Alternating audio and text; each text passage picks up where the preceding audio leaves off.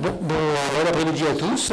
Moi aussi, je suis comme tout le monde impressionné par l'organisation de cette journée. Donc merci Valérie, merci à toute l'équipe d'UNCED d'avoir organisé cette super journée. Donc moi je vais vous parler de, pas seulement d'infection urinaire, mais de pathologie de l'appareil urinaire dans le cadre du CED. Avec deux choses. D'abord, premièrement, Valérie m'a dit d'être bref. Donc alors je vais être bref. J'ai un peu plus de temps. Et puis deuxième chose, cette présentation est vraiment destinée aux malades et pas aux médecins. Donc il faut m'excuser, les médecins m'excuseront pour certaines choses évidentes que je vais dire. Alors, donc vous avez compris depuis ce matin, donc le CED c'est des maladies donc, des collagènes. Des collagènes, il y en a beaucoup, enfin, ou d'autres protéines qui constituent le tissu de soutien. Et donc, lorsque ces protéines, ces collagènes ne sont pas normaux, et ben donc on a des organes qui dysfonctionnent. Et dans l'appareil urinaire, il y a beaucoup de collagènes, beaucoup de ces protéines de soutien, comme on le voit ici. Tout ce qui est en vert, par exemple, là, c'est du collagène. Alors, il y en a, vous voyez, dans le rein, là, au milieu de toutes ces structures. Puis, il y en a aussi dans ce qu'on appelle le glomérule, là, qui est donc en fait le filtre, dans lequel le sang est filtré. Et donc, il y a beaucoup de collagène dans les reins. Et dans l'appareil urinaire, donc, logiquement, cet organe, ce système doit être affecté au cours des CED. Alors, est-ce que c'est fréquent? Eh bien, ce n'est pas très clair parce que les sources, on n'a pas beaucoup d'études qui nous permettent de bien apprécier la fréquence de l'atteinte de l'appareil urinaire. Alors, quand on regarde un peu sur les sites internet, comme ça, il y a jusqu'à 50% de malades qui rapportent des signes urinaires. Mais bon, est-ce que c'est vraiment en rapport avec leur maladie? Je ne sais pas, donc ce n'est pas des données très fiables. Alors ça donne, les malades rapportent des signes variables, vous voyez la dysurie, c'est-à-dire la difficulté à uriner, l'incontinence, c'est-à-dire l'incapacité à retenir ses urines, la perte de sensation d'envie d'uriner. Quand on regarde dans des études, vous voyez, il y en a deux que j'ai retrouvées récemment, où là on a des cohortes de malades où le diagnostic a été bien fait par les médecins qui ont porté le diagnostic. On a par exemple une série pédiatrique, là, qui est une série anglaise, qui rapporte jusqu'à 24% d'incontinence urinaire. Donc effectivement, donc un chiffre quand même qui est élevé, surtout pour des malades aussi jeunes. Et vous voyez une autre série qui est un peu plus ancienne, qui est une série anglaise, où là on a aussi vous voyez, des enfants, et on a un chiffre d'une infection urinaire, un pourcentage qui est assez élevé. Donc 13% pour la femme, chez les jeunes filles, donc 6% chez les jeunes garçons. Alors même si les infections urinaires c'est important, c'est fréquent chez les femmes, on a des chiffres là, qui sont beaucoup plus élevés que dans la population générale. Ce qui est noté dans toutes ces études, c'est que lorsqu'on a des signes qui affectent l'appareil urinaire au cours d'un CED, il y a souvent des signes dans tous les autres organes. C'est-à-dire que c'est des patients qui ont des problèmes articulaires importants, une grande fatigue, des signes d'atteinte digestive, cardiaque, etc. Je vous rappelle, comme on l'a dit ce matin, que le CED, c'est une fragilité des tissus, c'est des problèmes articulaires, des problèmes cutanés. Puis après, il y a les autres organes qui peuvent être touchés.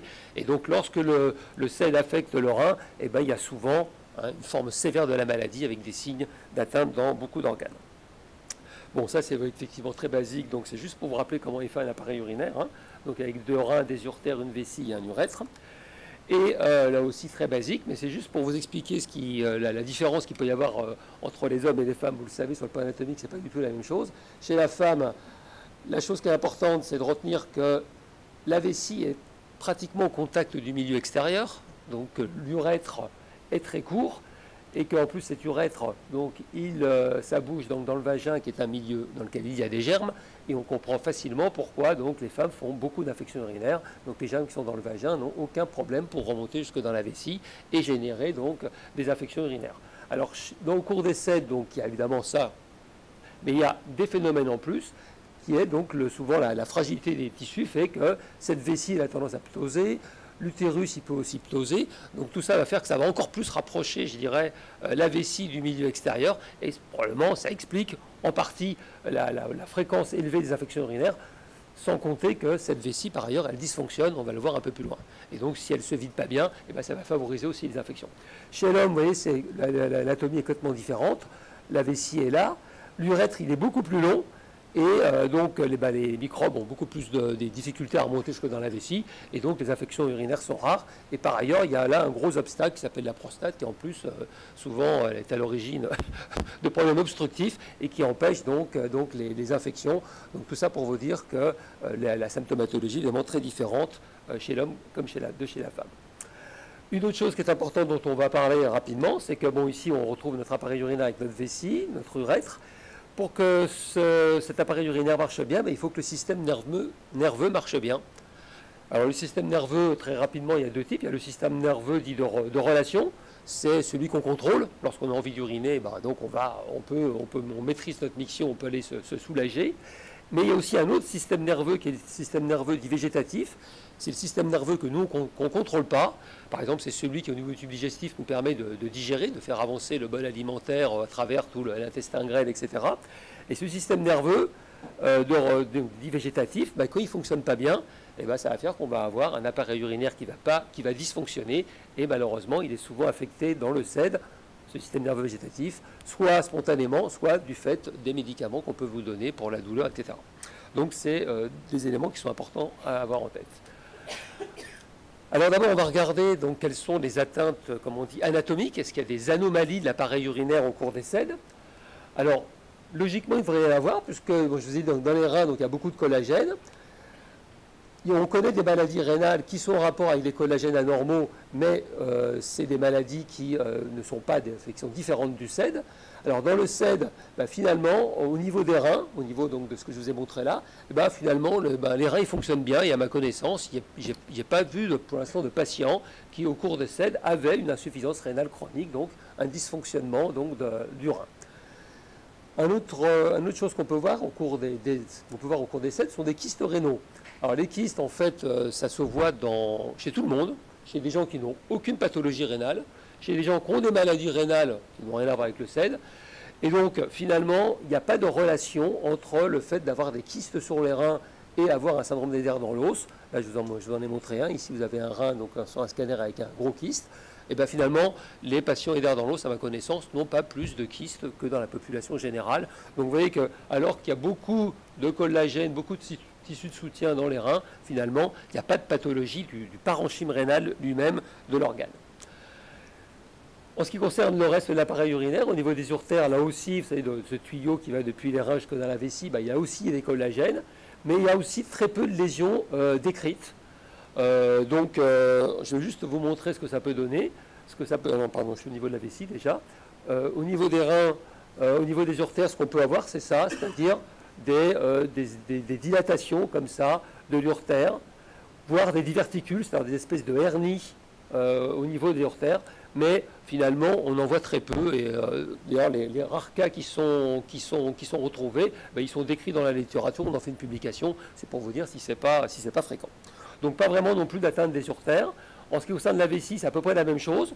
On peut avoir ce que vous avez là, c'est-à-dire, vous voyez, ici un énorme diverticule qu'on retrouve ici sur l'échographie, si vous avez la vessie normale, et ici vous avez le diverticule.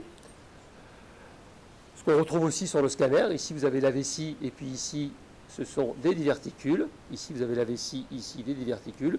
Tout ça pour vous dire que voilà, il y a des anomalies donc anatomiques de l'appareil urinaire au cours du SED, mais finalement, ce n'est pas fréquent. Ce qui est beaucoup plus fréquent, c'est les atteintes, comme on dit, fonctionnelles, c'est-à-dire c'est le fonctionnement de l'appareil urinaire qui n'est pas normal. C'est ce qu'on voit ici. Donc ces anomalies fonctionnelles, elles sont dues au fait que parfois la vessie anatomiquement ou l'appareil urinaire anatomiquement est anormal, mais je vous ai dit que c'était rare. Et le plus souvent, ces anomalies fonctionnelles, elles sont dues au fait que le système nerveux ne marche pas bien. Donc, que ce soit au niveau de la vessie ou au niveau du sphincter de l'urètre, donc ce qui nous permet de contrôler nos mictions, cette innervation ne se fait pas bien. Et donc, ça va expliquer deux types d'anomalies qu'on va pouvoir avoir.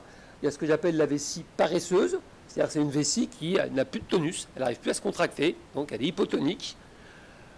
Et donc, alors ça va être à l'origine surtout, effectivement, des infections urinaires, parce que lorsqu'il y a une cavité comme la vessie qui n'arrive plus à se vider, qui n'arrive plus à se drainer, ça favorise la pullulation des microbes.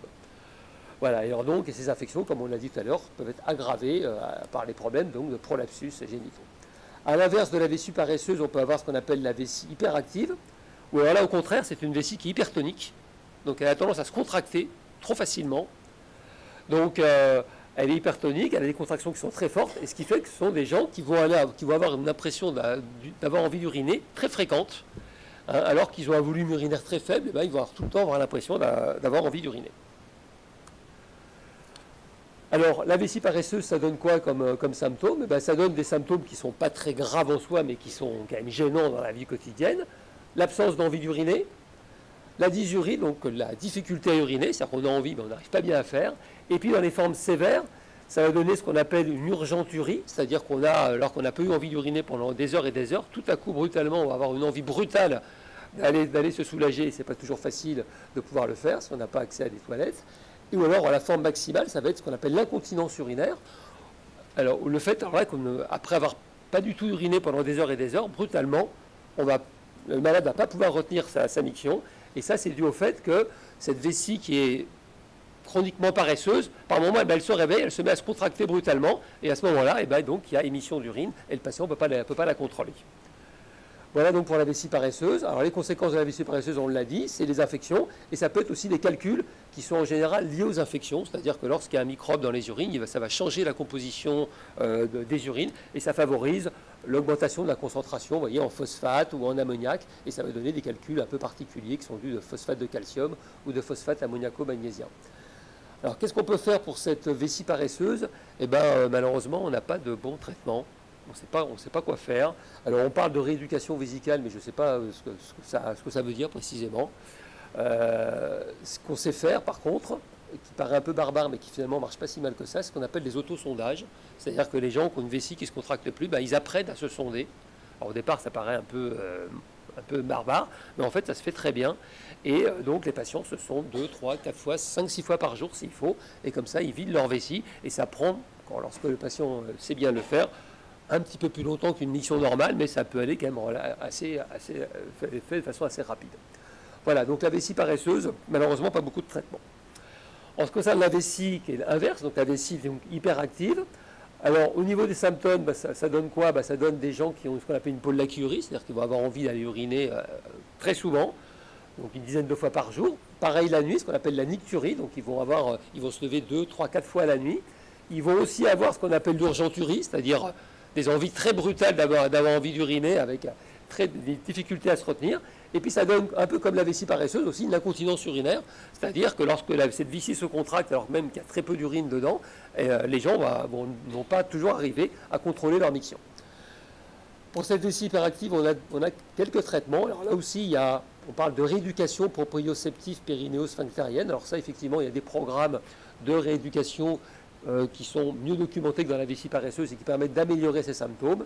Et puis on a des traitements, ce qu'on appelle des modérateurs de la contraction de la vessie, ce qu'on appelle des anticholinergiques, l'oxybutyline, commercialisé sous le nom d'Itropan, qui permet de relaxer la vessie, de faire qu'elle soit moins hypercontractile et donc d'éviter tous ces symptômes donc, de cette vessie dite hyperactive. Voilà, donc ça c'était pour vous expliquer les anomalies donc, fonctionnelles de l'appareil urinaire au cours des SED. Alors une des conséquences, vous avez vu, surtout de la vessie paresseuse, sur les infections urinaires. Donc on a vu que le risque était augmenté au cours des SED. Les infections urinaires, il y a deux types. Il y a la cystite, lorsque l'infection reste localisée au niveau de la vessie, ou la pyélonéphrite, lorsque ça remonte jusque dans les reins. Il y a une question qui se pose et qui intéresse la caisse d'assurance maladie, parce que ça coûte très cher. Est-ce qu'il faut faire des examens aux patients ou aux patientes qui font des cystites ou des pyélonéphrite? En population générale, on ne fait pas de radio, mais au cours du SED, compte tenu des anomalies anatomiques qui sont certes rares, mais des anomalies fonctionnelles qui sont fréquentes, peut-être qu'il faut faire des radios pour vérifier comment est l'appareil urinaire, mais pour l'instant, on n'a pas de preuve que c'est utile de le faire. Les germes en cause dans ces infections urinaires, ce sont les mêmes qu'au cours des infections urinaires chez les patients qui n'ont pas de SED, c'est-à-dire c'est les germes qui viennent du tube digestif, et en particulier donc le colibacille. Et les facteurs de risque de ces infections, on l'a vu, c'est la vessie paresseuse, encore aggravée par le prolapsus, et puis les rapports sexuels sont un facteur de risque hors scène, mais aussi évidemment au cours des SED. Voilà ce qui explique donc la fréquence de ces infections. Comment ça se traite? Alors ça se traite à peu près comme dans les infections urinaires en dehors du SED, sauf qu'on va souvent faire des antibiothérapies un peu plus prolongées. Dans les hors-SED, d'habitude, on fait pour les cystites, on fait un traitement soit à minute, soit de 3 jours, et pour les pyélonéphrites, 7 à 10 jours. Et ben chez les patients SED, on fait souvent des traitements un peu plus prolongés parce que comme on craint que cet appareil urinaire, cette vessie ne fonctionne pas bien, on préfère les traiter de façon un peu plus prolongée. Pour les patients qui font des infections urinaires récidivantes, comme dans la population générale, on peut proposer des traitements préventifs. Vous voyez, lorsqu'il y a plus de 6 cystites par an ou 3 pyélonéphrite par an, on peut proposer une antibioprophylaxie pour éviter donc les infections et la gêne. Pour prévenir les infections urinaires, ce qui se fait dans la population générale reste vrai chez les patients SED, c'est-à-dire pour éviter les infections urinaires, il faut boire et uriner souvent. Donc boisson abondante, miction fréquente. C'est pas toujours facile chez les patients qui ont une vessie paresseuse, parce que comme ils ne vident pas bien leur vessie, s'ils boivent beaucoup, des fois ça peut aggraver la chose. Donc il faut essayer de moduler en fonction de chaque patient. Et puis après, il y a d'autres petits moyens que je vous laisse découvrir là, dont l'efficacité n'est pas vraiment prouvée. Hein. Le plus important, c'est l'éducation mictionnelle. Dernière chose dont je voulais vous parler, pour essayer de tenir le temps, c'était le problème des médicaments.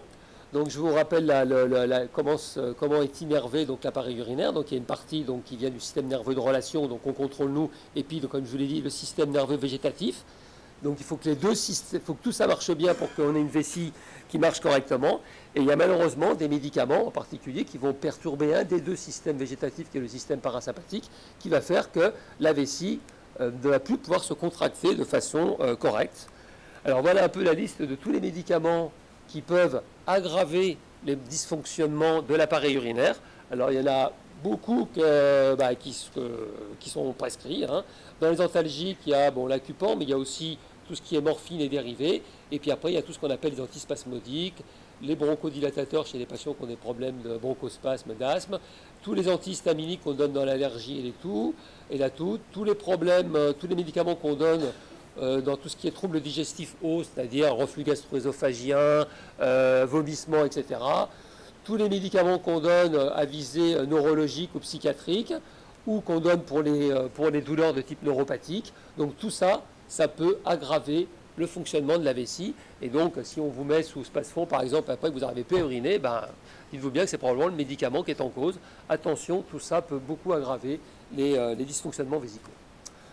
Voilà, donc pour respecter le temps, vous voyez, appareil urinaire, donc rarement touché, j'ai mis entre guillemets rarement, parce que finalement, on ne sait pas bien, mais on a l'impression qu'il est touché surtout dans les SED, je dirais diffus, hein, où il y a des atteintes multi-organes, surtout des troubles fonctionnels, qui entraînent donc des infections des calculs. Il ne faut pas hésiter à consulter un spécialiste et savoir qu'il y a quand même des traitements efficaces pour beaucoup de choses, même si on ne sait pas tout traiter, il y a quand même des traitements qu'on peut vous proposer.